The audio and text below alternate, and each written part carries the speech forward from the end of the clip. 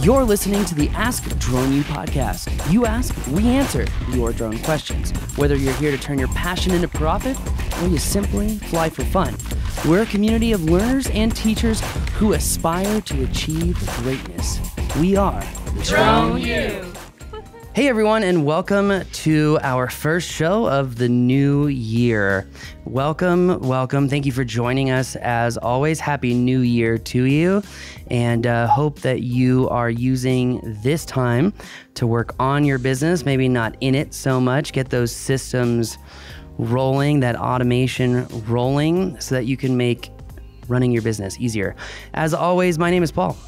And my name's Rob. Very excited for 2022. I'm sure, like a lot of us, glad 2021's in the rearview mirror. Although, as we look back, there's still a tremendous amount to be thankful for from 2021, even though it was kind of hellacious. Always something to be thankful for. And we'll start with you guys. Thank you for listening. And we are ready to rock and roll this year. Yeah, you know, something I'm grateful for is that even though we got broken into on Christmas morning, not that much was taken. So there is something to be grateful for, and mindset is everything, as always. And you know, something, Rob, that I heard this weekend that I wanted to share on the show was oftentimes, and I am guilty of this myself, ladies and gentlemen, but oftentimes we want to whine and complain and focus on the negative, and oftentimes that we, you know, vent to our friends. And one of the things that I heard this weekend that really connected with me, might connect with all of you as well, is the notion that a connection made in dysfunction does not equate to growth. Meaning that if you connect with someone over a complaint, over negativity, that you're not really getting much out of that, and neither is the other person.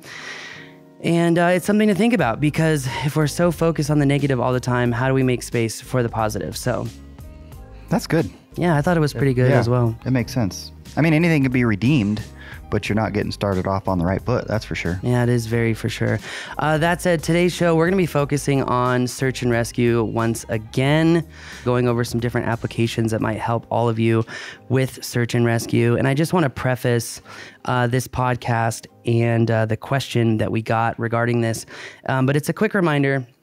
When it comes to search and rescue, there are two things that we have to face and focus on as drone pilots.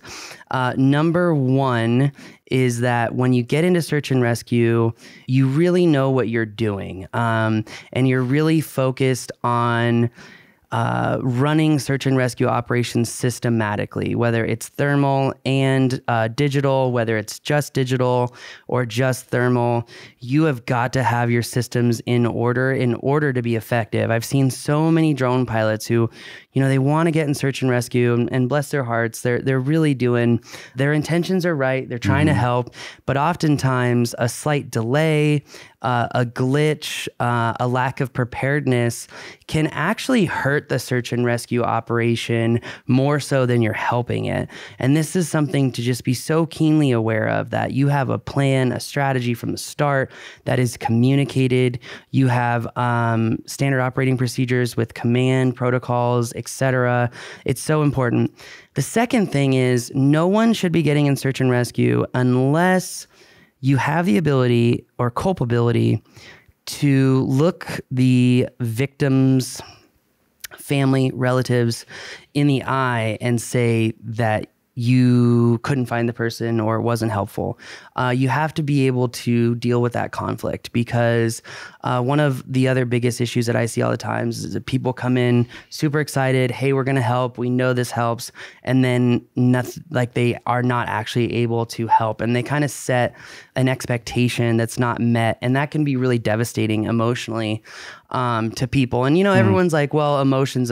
Like, look, emotions do matter, but emotions cannot rule our lives, because if we're making decisions off those emotions, we're not making good decisions, which is a really hard thing to come to terms with, myself included, because oftentimes we make decisions based off of how we feel. So look at social media. Yeah. Yes. Especially. Or don't look at social media. Yeah. Honestly, I've saved myself at least a few doctor's trips by lowering my blood pressure and not being on social media so much. But I just wanted to, kind of remind everyone, it's a valiant effort to do search and rescue. And we love that you're trying to help people with drones. We just, want to remind you, make sure to have a really good plan. Make sure that plan is executed systematically, but also be aware of what you're really getting into. Don't set false expectations, and, be able to sit there and deal with, if you couldn't help, being, having the gusto to confidently, say, hey, I couldn't help. So I think that's really important. It is. Yeah. Yeah. Well said. Well, I mean, I think those are really important points. Probably the most important is make sure you're not cavalier about getting involved and that you talk to the right person who's in charge of the search, et cetera. And I think most of the folks that would be listening and wanting to get into the search and rescue field understand that. Yeah. And I mean, the other thing to note too is I wouldn't be getting into search and rescue if there is the premise of a financial gain. It is great practice, yes, for all sorts of elements of drone operations, but I wouldn't think of search and rescue as a revenue generating line of business. Everybody that we've talked to that's been involved it's sort of the altruistic piece of their business in many respects. Yeah, which I think is awesome, right? Oh, absolutely. I'm just making sure, like, hey, don't get into this for the money, Of course. So. Yeah, again, I think most people understand that, but it doesn't hurt to mention it. No, it doesn't. But let's get into today's question, which is brought to you by, we've got some trainings coming up. I know a lot of you have been asking for these in-person trainings. We've got, I think, 6 on the books. If you go to thedroneu.com, scroll down to the little wheel, and you can see events and all of our upcoming trainings.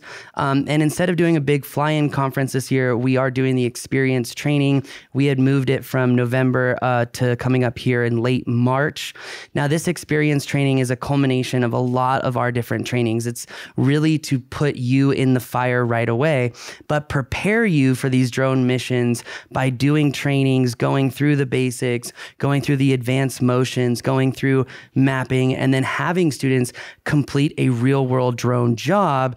And then they're going to be graded on it, because it's better if you fail at a training than fail in real life. You can learn from that. Honestly, Rob, as I've said so many times, you learn so much more from failing.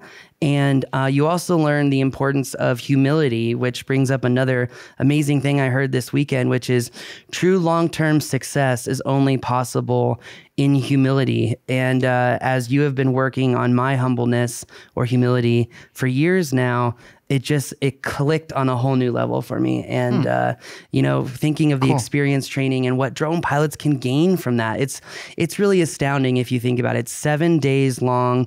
You also do get coaching time included with that. You're going to be staying on campus with us. It's going to be one of those drone adventures I promise you do not want to miss. We've already got signups for it, so super grateful for that. And I think this is definitely one you're not going to want to miss. We still have the page, the experience.thedroneu.com. Is that still up? Fantastic. So check that out. You can gain a lot of details on the trainings that we're going to be going over, which again is more trainings in 1 week than we've ever offered before. So don't miss it. I promise there will not be another opportunity this year to do it.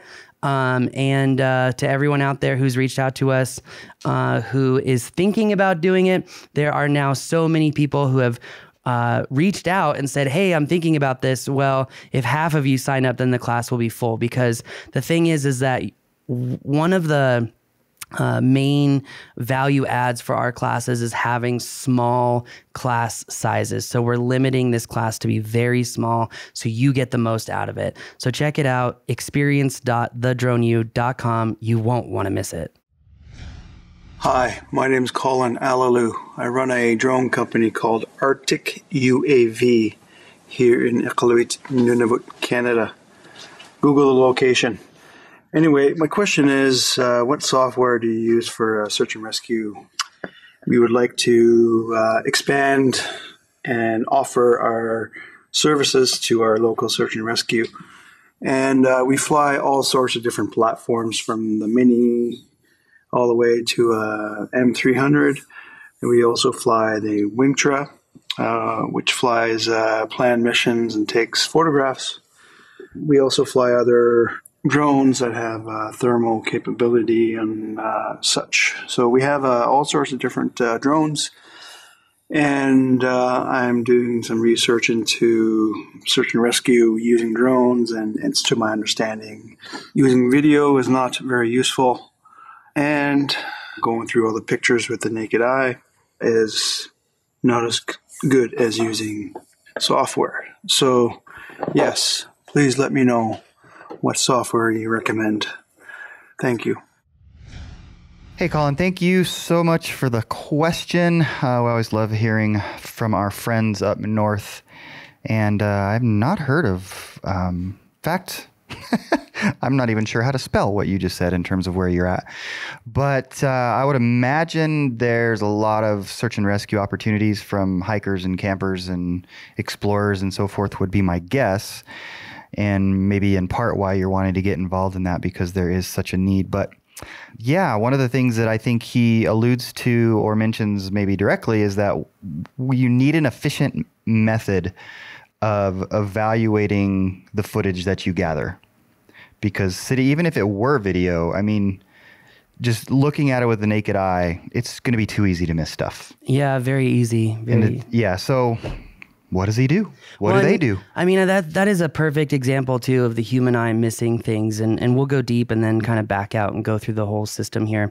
Because there are some updates, especially with these newer, smaller drones that have dual payloads. It really allows us the opportunity to be more efficient by taking thermal imagery and digital imagery at the same time. But to Rob's point about the human eye missing things, in our search and rescue class, PJ goes over some very specific images that trick the eye, because you think that you're looking at something until you realize that our eyes and even our ears are so trained to hear or see what we think that we're seeing. Oftentimes we miss important details. And so there are actually exercises in our search and rescue class that go over these particular examples. Now, that said, kind of updating where we're at with search and rescue, again, with the advent of the Mavic 2 Enterprise Dual Advanced, the Autel Evo 2 Dual Enterprise, both those drones that we have right now, you can essentially comprehensively search a given area and shoot digital images and thermal images at the same time. And, one of the biggest mistakes that we have seen that we've tried to address in this class is that when you are given a specific search area to search, you really want to make sure that you search the entire area.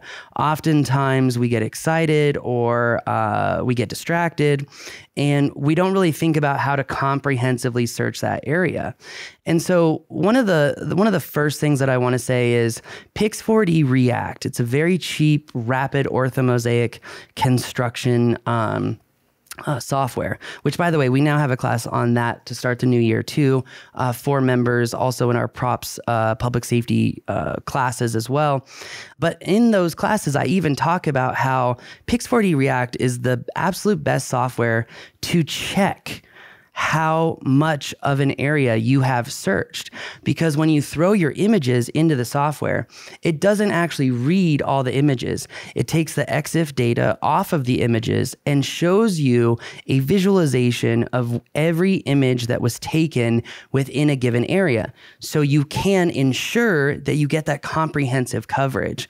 You can, even if you want to create a rapid orthomosaic for command logistics as well. I've been seeing a lot of that use as well. And I really recommend it. I mean, just as far as a basis of, hey, step one, you're given an area to search. This is how you run an autonomous mission, and you make sure that you've searched the entire area.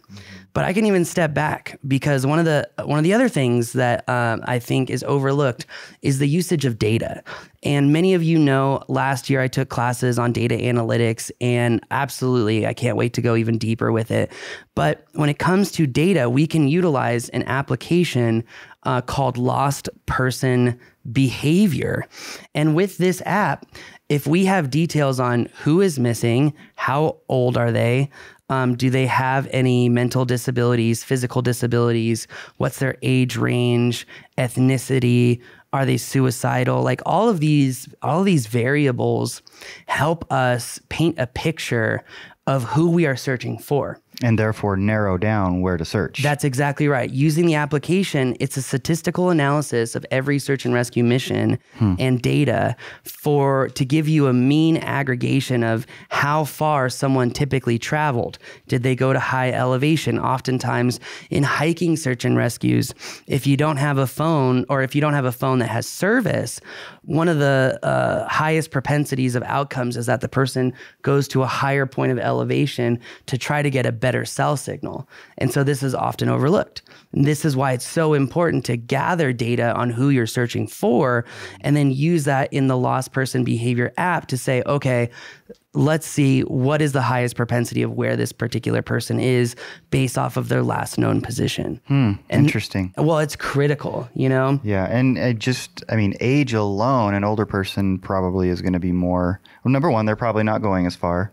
But number two, if they do get lost, they're going to be more likely to stay put because they understand that. A younger person might be a little more cavalier and try to find their way out. Well, things like that. So interesting. Yeah. And things like, take the example you just gave. And what if the older person has dementia? They'll actually walk a lot further, That's true. So, these variables matter, and oftentimes we just like search and rescue, look in this area, boom. And it's like, well, hold on, let's use data to have a better plan of attack, right? Sure.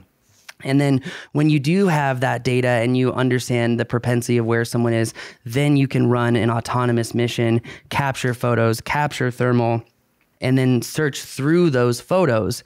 Now, in the past, we've talked about the Locate app. I don't know where that team is. A lot of people still think that I am involved with that team. I am not, but appreciate your consideration and affirmation. So that said, Locate was the app that we were training on. We think that there are other applications that actually work just as well, if not better.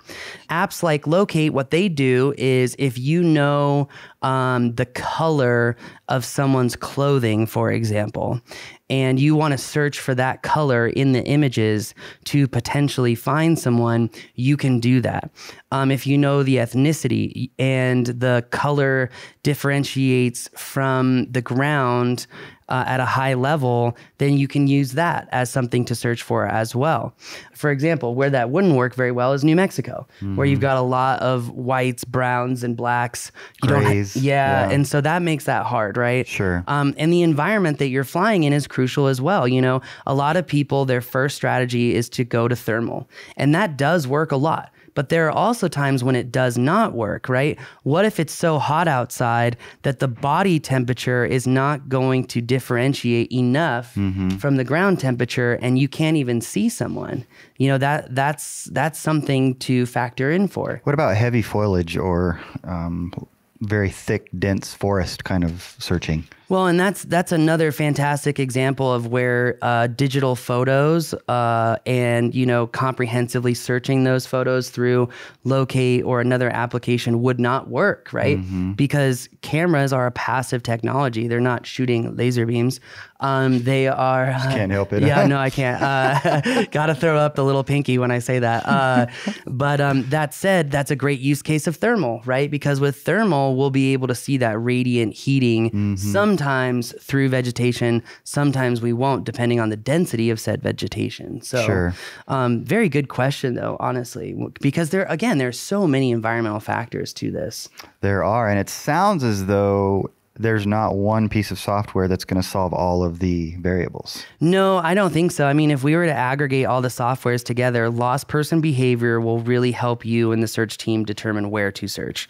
Utilizing a mapping acquisition application to run your autonomous missions is probably going to be your second most important piece of software, something like Pix4D Capture, something like, DJI's Pilot app if you're using the Mavic 2 Enterprise Dual, Autel's, flight planning app.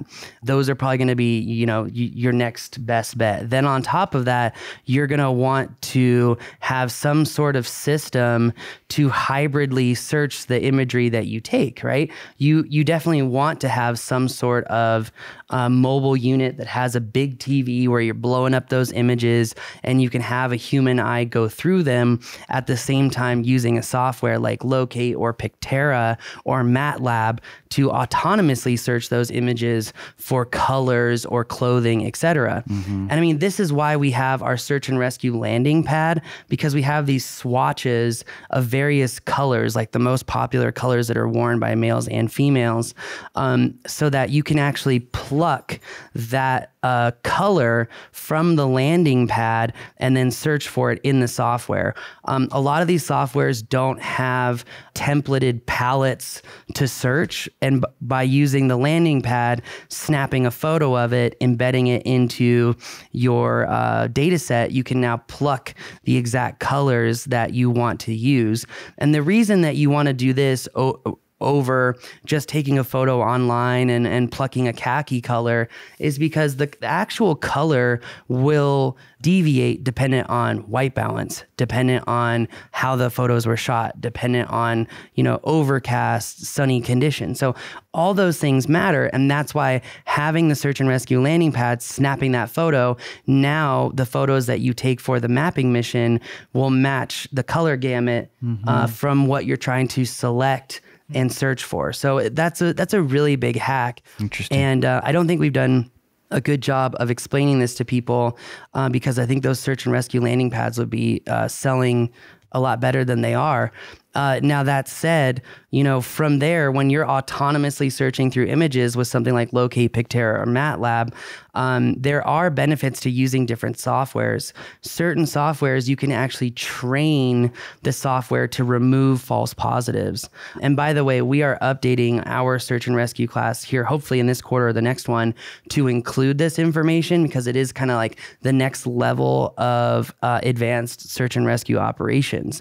Because oftentimes a lot of what I'm seeing is a lot of police departments are getting frustrated with the amount of false positives and false negatives that they're getting from certain softwares. So our goal is to try to eliminate that and make it easier to use as a whole. But pretty much, we've gone through the softwares that we think are critical. And just again, to reiterate in one, quick line, lost person behavior, Pix4D React to make sure you're comprehensively searching those areas, some sort of flight acquisition software, Pilot, Pix4D Capture, etc.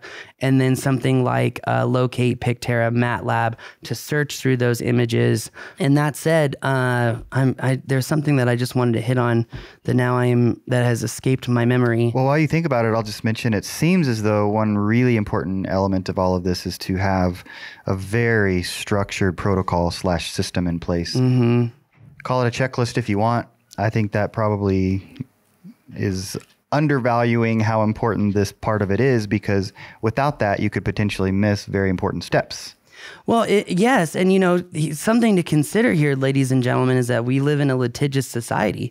And if you're brought on as a contractor to search for someone and you fail at any given step, you are liable to be sued. I know that's I know that's very dark and hopefully not realistic, but it is realistic. Oh, it is. And so having these systems and a workflow guide and a checklist to say, well, I did this, this is the altitude that I flew based off of the conditions. This was the software that I used. This is what I searched for based off of what we knew. And the results were X, Y, and Z. And to have that to protect yourself, I think is going to become more and more relevant because people are evil. Let's be honest. And I don't want to assume that, but we have to hope for the best and prepare for the worst, right? 100%. So 100%. That said, it's an easy plug. If you haven't checked out our search and rescue class, please check it out. It's definitely one you don't want to miss. Personally, one of my favorite classes. And I have to say, search and rescue is fun because it's good practice for orthomosaics and running autonomous mapping missions. And it's good practice in learning how to work with teams and having communication protocols. So yeah, I mean, I think that's pretty much the gist of it. If you are involved in search and rescue, again, like Rob said, be as systematic as you can because you don't know what you don't know, and you don't know or who you don't know. Yeah, absolutely. And I would even throw this out there, Paul, correct me if you disagree, but if there's anybody that's been very involved in this for a while and successful and maybe even running teams that wants to come and share their expertise, might be a good option to have on the show. 100%. That's what I was going to say. 100%. I think we could definitely all learn from other people's experiences because one common theme we keep seeing in the news is how thermal is used in order to find people.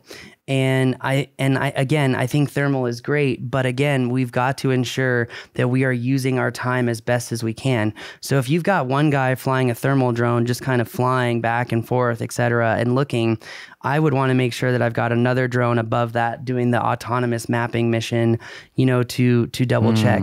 Which brings up one more thing. In the SAR class, we talk about 4 different acquisition methods for autonomous missions, 3 of which we have never talked about in another class because they're very specific to search and rescue. And I'm not going to give those away right here.